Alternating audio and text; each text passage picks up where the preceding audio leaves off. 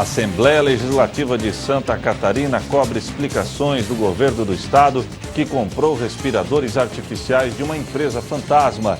O valor da compra ultrapassa a casa dos 30 milhões de reais. Governador Carlos Moisés não fala sobre polêmica dos respiradores e aborda números da pandemia no estado e anuncia a volta das atividades do Detran.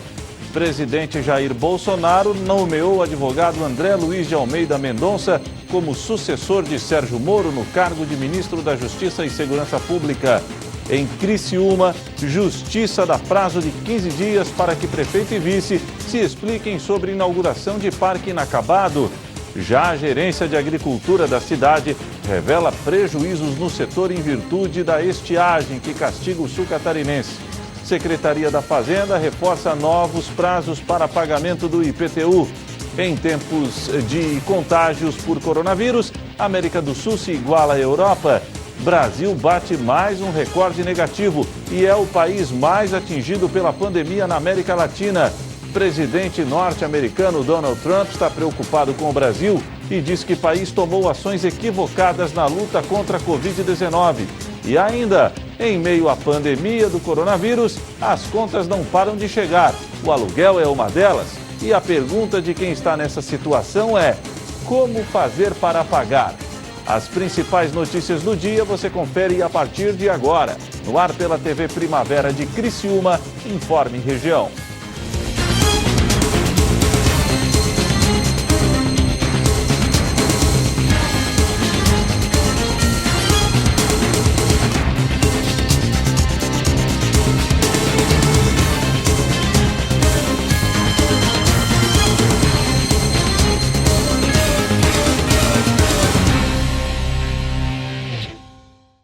Hoje é quarta-feira, dia 29 de abril de 2020. Para você que sintoniza a tela da TV Primavera, boa tarde. Deputados catarinenses elevaram o tom contra a administração de Carlos Moisés. Os parlamentares querem explicações sobre a compra de respiradores artificiais de uma suposta empresa fantasma. O valor da compra ultrapassa a casa dos 30 milhões de reais. Os parlamentares aprovaram em sessão virtual um requerimento do deputado Marcos Vieira, que pede informações ao governo de Santa Catarina sobre a denúncia publicada pelo site The Intercept Brasil. De acordo com a reportagem, o governo do estado fechou a compra por 33 milhões de reais, com pagamento antecipado de 200 respiradores a serem usados no tratamento de pacientes com Covid-19 e que deveriam ter sido entregues no início do mês. Os equipamentos não chegaram e agora a previsão mais otimista é para a entrega em junho de aparelhos com qualidade inferior à que foi contratada. O deputado Marcos Vieira é presidente da comissão que acompanha os gastos públicos relacionados à pandemia e quer explicações do governo, que encaminhou e retirou da Assembleia um projeto de lei que tratava do pagamento antecipado para compras urgentes, dias antes de fechar o negócio com a empresa fluminense. Está no portal de transparência do governo do estado o pagamento feito para essa empresa, a GEIMED, 33 milhões de reais pagos antecipados no dia 3 de abril. Ou seja, o governo fez uma dispensa de licitação que não aparece publicada no Diário Oficial. O governo faz uma dispensa de licitação, compra 200 respiradores para entrega posterior ao pagamento. Respiradores esses que foram desqualificados porque o comprado não pode chegar. E aquele rebaixado vai chegar para junho e julho. É um absurdo. Chega a beirar a irresponsabilidade do governo do estado. Por isso, senhor presidente, fiz o requerimento pedindo cópia de inteiro teor da dispensa de licitação, porque são 33 milhões de reais em desfavor do povo de Santa Catarina para a compra de respiradores, que a qualidade não é aquela especificada, é de bem inferior e que chega, senhor presidente, e muito mais, né? O governo do estado não publica nada no Diário Oficial. Vários outros deputados se pronunciaram, demonstrando preocupação com a dispensa de licitação e também com a falta de equipamentos para atender a população durante a pandemia. O presidente da Comissão de Saúde, deputado Neodi Sareta, afirmou que enquanto Santa Catarina tem em torno de 20 casos por grupo de 100 mil habitantes, vários municípios da região de Concórdia, no oeste do estado, ultrapassam os 200 casos para cada 100 mil moradores e que não há equipamentos suficientes para o atendimento. Agora, o governo também precisa continuar agindo, tem que agir com rapidez, sim, mas com transparência, com cuidado nos recursos públicos, mas eu ressalto mais ainda, além do aspecto financeiro, que é fundamental. Se tem alguma coisa errada, tem que ser apurado. Nossa grande preocupação é a chegada desses equipamentos. Os deputados Bruno Souza, Gessé Lopes e Ivan Nates também cobram explicações. Muito preocupante essa dispensa de licitação, que, aliás, diga-se de passagem, o espelho nem consta no Diário Oficial, ou seja, dificultando enormemente para qualquer um que queira pesquisar ou também sendo contra os princípios de transparência que deveriam nortear a administração pública. Internamente, contatos que eu tenho, penso que esse dinheiro realmente se perdeu e não volta mais. Então, algo que a gente precisa, sim, ser enaltecido aqui, discutido no parlamento, para ver o que nós vamos fazer com essa possível improbidade administrativa. A gente se deparou com uma notícia estarrecedora, né, do Intercept Brasil, que diz que o governo do estado pagou 33 milhões de reais pelos respiradores que não foram entregues até agora, seriam objeto de fraude. O deputado Dr. Vicente Caro Preso, ex-secretário de Estado da Saúde, entrou em contato com o Poder Executivo para esclarecimentos. Eu recebi há pouco uma nota de esclarecimento do governo do Estado de que já no dia 22 de abril, a Secretaria do Estado instaurou uma sindicância para apurar possíveis irregularidades na compra de 200 ventiladores mecânicos na empresa Veigamed. A nota ainda traz que no dia 24 de abril já afastou o governo preventivamente da função a servidora responsável pela compra, com o objetivo de garantir a transparência e a lisura do processo. Desde o dia 8 de abril, a SES tem notificado a empresa Veigamed para cumprimento dos prazos e apresentação de garantias técnicas. A data da entrega estaria prevista agora para o dia 30 de abril. Então, o governo não se omitiu. Porém, acho que a nossa casa, a Assembleia Legislativa, tem que ir a fundo, investigar e avaliar todo esse processo para trazer esclarecimentos à sociedade. A denúncia deve ser tema de debate na próxima reunião da Comissão Especial de Acompanhamento dos Gastos Públicos durante a pandemia do novo coronavírus. Bom, e ontem à noite, na sua já tradicional entrevista coletiva online, Carlos Moisés não tocou no assunto dos respiradores. O governador falou, dentre outros assuntos, sobre a reunião virtual que o governo está realizando com prefeitos do estado de Santa Catarina e também a volta das atividades do Detran. O governador evitou falar sobre o caso dos respiradores. Com um acréscimo de 500 casos confirmados de Covid-19 em Santa Catarina nas últimas 24 horas, Carlos Moisés preferiu alertar a população que a quarentena continua em território catarinense. O normal hoje é estarmos em quarentena. Não voltamos à situação de normalidade. A normalidade hoje é estarmos em quarentena. Então nós continuamos no normal, que é sair de casa só se for preciso. Aqueles que têm que sair de casa por alguma razão, que têm que trabalhar, manter todas as boas práticas, né? Sempre lembrando de utilização de máscara ao sair de casa, a higienização é indispensável, né? De mãos, enfim, de ambientes onde você trabalha e a manutenção do distanciamento entre as pessoas em qualquer ambiente que você esteja frequentando e também, além da distância mínima, perceber se naquele ambiente que você frequenta, as pessoas que têm gestão sobre aquele ambiente estão cumprindo as normas de segurança. O chefe do executivo também falou sobre as reuniões virtuais que o governo estadual vem realizando com as associações dos municípios.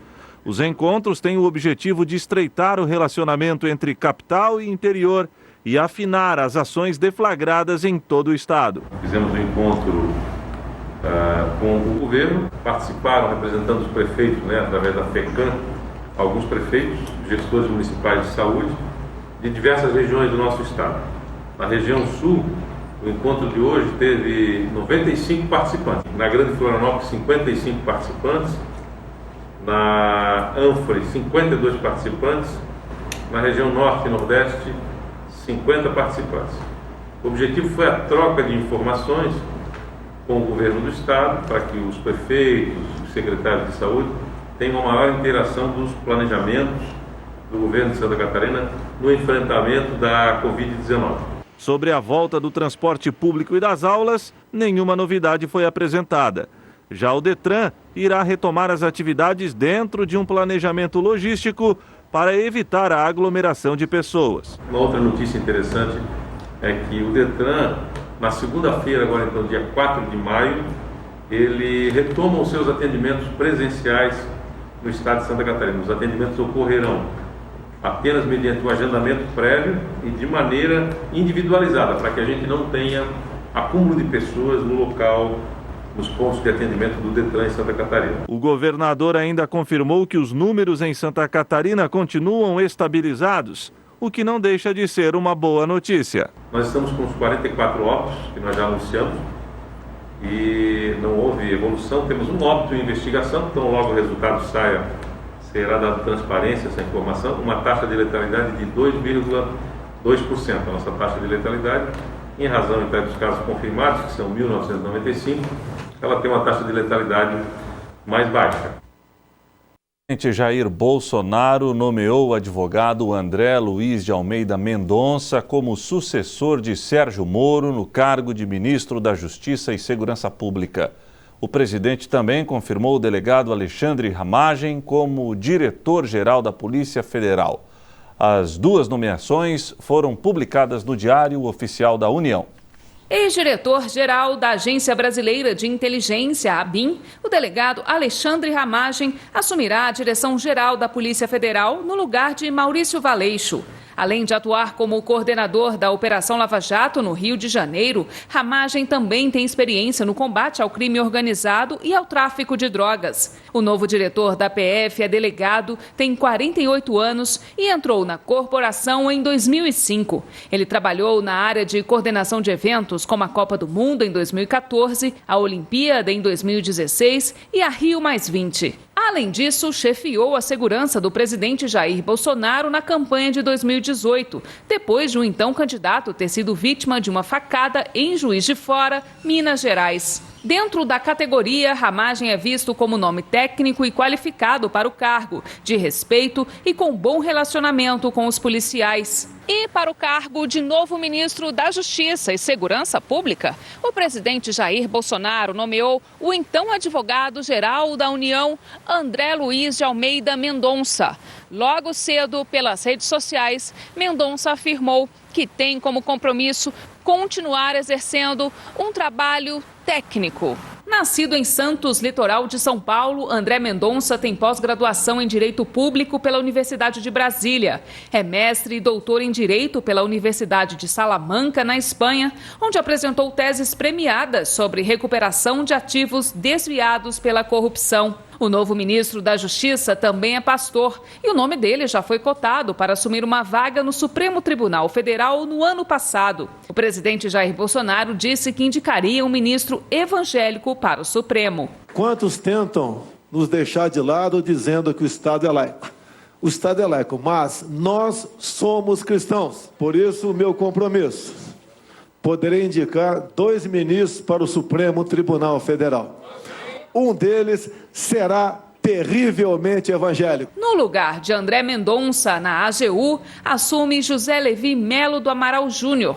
Até então, ele exercia o cargo de procurador da Fazenda Nacional. Hoje de manhã, André Mendonça esteve com o ministro Jorge Oliveira, da Secretaria-Geral da Presidência, no Palácio do Planalto. O ministro se manifestou por meio de rede social, parabenizando o presidente pela escolha de André Mendonça como novo ministro da Justiça. Jorge Oliveira era um dos nomes cotados para assumir a pasta. Participou de reuniões com Bolsonaro no final de semana, mas estava resistente em assumir o cargo.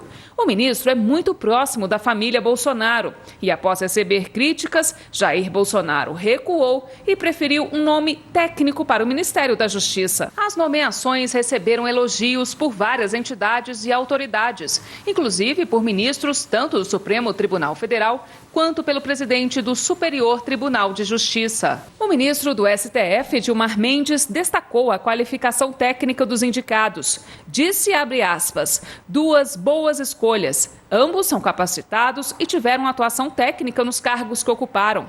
Têm formação acadêmica e competência profissional comprovadas. O também ministro do STF, Luiz Roberto Barroso, defendeu o profissionalismo do novo ministro da Justiça. Disse, abre aspas, o doutor André Mendonça teve um desempenho admirável na AGU, íntegro, elegante e preparado. Desejo a ele toda sorte na nova missão. Fecha aspas. O presidente do Superior Tribunal de Justiça, José Otávio de Noronha, avalia que a nomeação de Mendonça traz boas expectativas. Ele escreveu: a admirável formação intelectual, que inclui mestrado e doutorado pela Universidade de Salamanca, e a rica experiência profissional do novo ministro inspiram a confiança de que teremos nos negócios da justiça e da segurança uma gestão marcada pela eficiência e pelo espírito público. Em nome do Superior Tribunal de Justiça, expresso ao doutor André Mendonça os cumprimentos por mais esse degrau galgado em sua brilhante trajetória e os votos de sucesso no desempenho da nova missão. E no final da manhã de hoje, o ministro do Supremo Tribunal Federal, Alexandre de Moraes, suspendeu a nomeação de Alexandre Ramagem como novo diretor-geral da Polícia Federal. O presidente da República, Jair Bolsonaro, disse que não vai recorrer da decisão e vai indicar um novo nome. Amanhã, mais informações no Informe Região. A seguir, Justiça dá prazo de 15 dias para que prefeito e vice se expliquem sobre a inauguração de parque inacabado.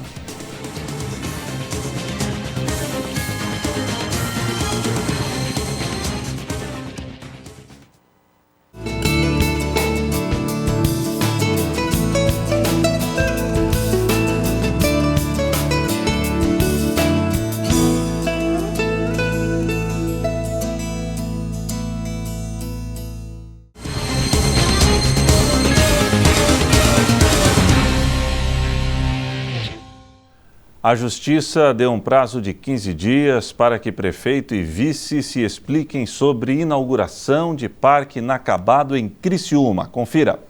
A ação foi movida pela 2ª Vara do Tribunal de Justiça da Comarca de Criciúma via decisão do juiz Pedro Aljor Furtado Júnior. O magistrado deu prazo de 15 dias para que o prefeito Clésio Salvaro e o vice-prefeito Ricardo Fabres se manifestem. A petição assinada pela promotora pública Caroline Cristine Heller acusa prefeito e vice de improbidade administrativa, já que o local foi inaugurado sem estar pronto, o que é proibido conforme lei municipal. O Ministério Público ainda contesta uma placa colocada no local com os nomes dos atuais administradores em destaque, o que configuraria em favorecimento pessoal dos agentes públicos. O Ministério Público também pede o ressarcimento ao erário. O governo municipal ainda não foi notificado e só irá se pronunciar após o recebimento do documento. Estiagem gera prejuízos para a agricultura criciumense. Acompanhe. Desde o final do ano passado, a agricultura de Criciúma tem tido prejuízos em virtude da baixa quantidade de chuva, principalmente nas culturas de grãos de verão, como a soja, o milho e o feijão. Segundo a Gerência de Agricultura do município, estes danos ocorreram no período da semeadura, do estabelecimento, do desenvolvimento vegetativo e também na fase final de formação de grãos, que é bastante sensível ao tempo seco. Ainda de acordo com a gerência, na fruticultura, também houve perdas pela ocorrência da estiagem. A produção de bananas, por exemplo, é uma cultura sensível em todo o seu ciclo ao déficit hídrico, principalmente na formação do fruto, o que prejudica a produção final. Na área animal, notou-se uma diminuição na qualidade das pastagens, além de prejudicar a semeadura de pastagens de inverno, como aveia e azevém, devido à baixa umidade no solo. A Secretaria da Fazenda de Criciúma reforçou o prazo estendido para o pagamento do Imposto Predial e Territorial Urbano, ou IPTU. Para amenizar a crise provocada pela pandemia de Covid-19, o prazo de vencimento dos tributos municipais de Criciúma foi prorrogado em 90 dias. Os criciumenses devem ter atenção às novas datas estabelecidas para evitar transtornos futuros. Os vencimentos com data de 30 de abril foram transferidos para 31 de julho. Os demais, que anteriormente estavam fixados em 31 de março e 29 de maio, estão prorrogados para o dia 30 de junho e 31 de agosto, respectivamente. O Imposto Predial e Territorial Urbano, o IPTU, a taxa de coleta e destinação de resíduos sólidos, taxas de licenças de funcionamento, de publicidade e de vigilância sanitária são os principais tributos que sofrem alteração. O pagamento do Imposto sobre Serviços de Qualquer Natureza, o ISS, dos contribuintes enquadrados nas modalidades fixo e estimado, vencem em 15 de julho, 17 de agosto e 15 de setembro. Os débitos parcelados com vencimentos entre 18 de março e 30 de junho, de natureza tributária ou não tributária, além do prazo de validade das certidões negativas de tributos municipais, bem como das certidões positivas com efeito de negativa, também estão prorrogados em 90 dias, todos sem acréscimos ou multas. A Organização Pan-Americana de Saúde alertou que, se comparada à Europa, a América Latina se iguala às condições do novo coronavírus no velho continente há 6 semanas. A organização alertou para a possibilidade de aumento da fome e pobreza em muitos países do continente. A América Latina está como a Europa há 6 semanas em relação ao avanço da Covid-19. Foi o que alertou nesta terça-feira o vice-diretor da Organização Pan-Americana de Saúde, Jarbas Barbosa. O esperado diante disso é que ocorra um crescimento do número dos casos de contaminações e mortes nas próximas semanas. Em função disso, a OPAS reiterou que é importante que os ministérios da saúde dos governos sigam com as medidas de distanciamento e não baixem a guarda. Os países mais afetados com novos casos no continente latino-americano foram Brasil, Equador e México. A organização afirmou ainda que apenas um aumento de testes poderia permitir um melhor diagnóstico da situação. No mesmo dia, a Organização das Nações Unidas para Agricultura e Alimentação informou em relatório que a pandemia vai motivar o aumento da fome e da pobreza nos países do continente.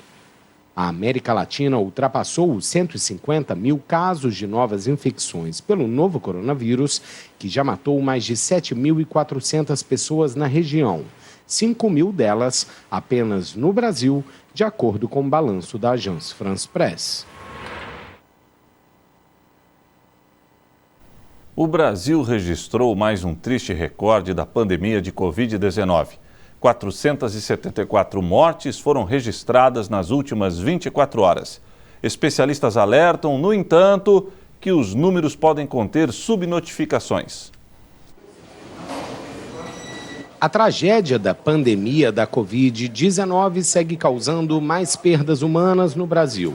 O Ministério da Saúde atualizou os dados da pandemia nesta terça-feira e informou que o país superou a marca de 5 mil mortos. O novo recorde de óbitos foi registrado nas últimas 24 horas e contabiliza 474. O total de infectados passou de 68.289 para 71.886. As mortes registradas no Brasil são as maiores da América Latina, superando inclusive a China, onde o primeiro caso foi registrado em dezembro do ano passado. Desde então, o novo coronavírus causou pelo menos 214.451 mortes em todo o mundo. A informação foi levantada pela Agence France-Presse com base em fontes oficiais. Especialistas alertam, no entanto, que os números podem conter subnotificações, isto é, quando os números oficiais desconsideram contaminações e mortes em investigação.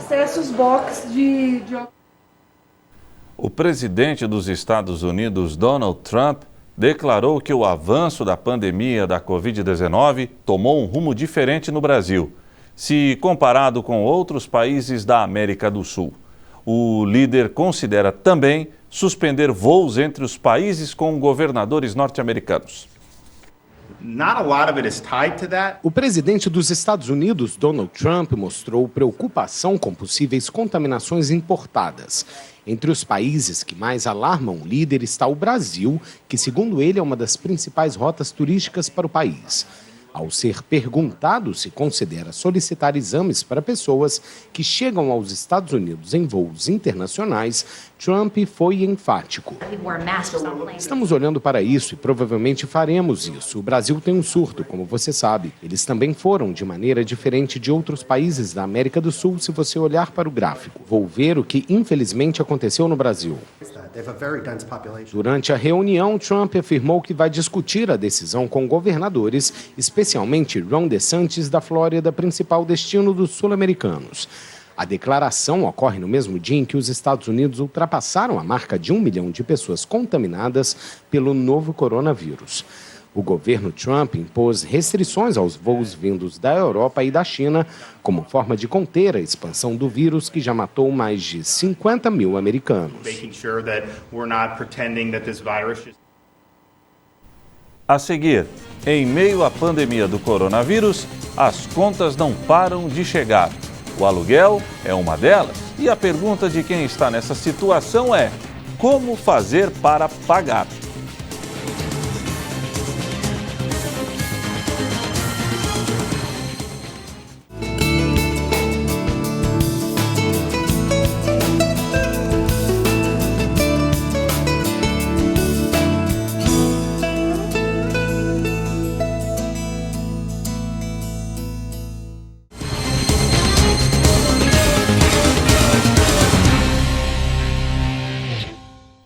Em meio à pandemia do coronavírus, as contas não param de chegar. O aluguel é uma delas. E a pergunta de quem está nessa situação é uma só: como fazer para pagar? Especialistas afirmam que o bom senso nesse momento entre proprietário e inquilino é fundamental. A Luana paga aluguel, mas como é autônoma e está sem renda por causa da quarentena, pediu que o dono do imóvel entendesse e aliviasse o pagamento. Mas ela conta que não teve acordo. A exemplo dela, outros locatários passam pela mesma situação e encontram a mesma dificuldade: negociar com os donos. Pedi para que eles, se fosse possível, entendesse que quando tudo voltasse eu iria pagar, né? Meio que parcelado, algo do tipo, ou para que a gente abatesse dos meses que eu dei antecipado de aluguel, né? Ou seja, eu já tenho meses de aluguel pago com eles. Pro meu susto, a reação deles foram assim, da pior possível. Eles disseram que eu não poderia tampar o buraco da falta de ter não pago o aluguel com uma desculpa. Que não poderia simplesmente dizer que eu não tenho dinheiro para pagar o aluguel, porque o dono não iria entender. Já o Luiz, que é dono de um imóvel alugado, entendeu a situação e deu um fôlego para o locatário. Nós fizemos um acordo, então, que ela vai pagar com desconto aí de uns 30% nesses 3 meses que temos aí adiante, e depois essas prestações vão ser diluídas, essa diferença vai ser diluída em prestações da forma que ela puder pagar. De um lado, o inquilino, do outro, o dono do imóvel. Mas, no fim das contas, qual que é a melhor alternativa para que nenhum dos dois lados saia perdendo nessa história? A renegociação do aluguel pode ser resolvida entre os dois. Caso não haja acordo e o inquilino decidir recorrer à justiça, o valor do aluguel pode ser revisto ou até o contrato suspenso. Havendo vigência, prazo de 3 anos do contrato, pode tanto o locador como o locatário, e no caso aqui é o locatário que tem interesse, requerer a revisão do contrato.